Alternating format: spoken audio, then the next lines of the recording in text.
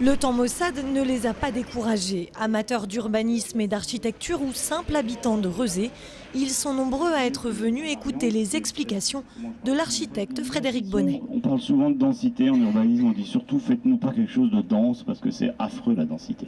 Ça c'est très très dense en fait. C'est ça qui est intéressant.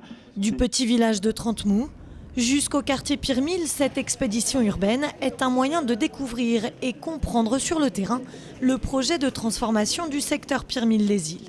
Ça va donner le nouveau visage de tout ce qui va longer la Loire. La participation des habitants, je trouve ça important. On a hâte de savoir comment ça va se transformer.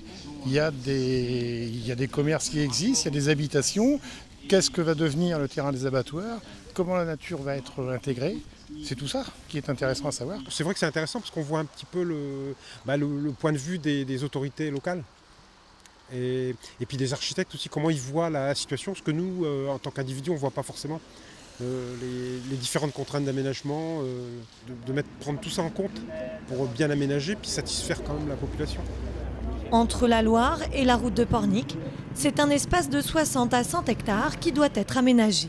Un projet désormais essentiel pour la ville de Rezé ainsi que pour la métropole de Nantes. Il y a un vrai enjeu d'aménagement du territoire, un vrai enjeu de développement économique aussi, et un enjeu de construction d'un projet en face l'île de Nantes, en face le cœur de la ville et de l'agglomération.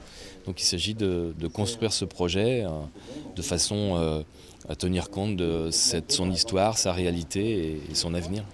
Une balade riche d'enseignements à travers ce paysage incontournable de la métropole qui s'apprête à vivre une importante métamorphose.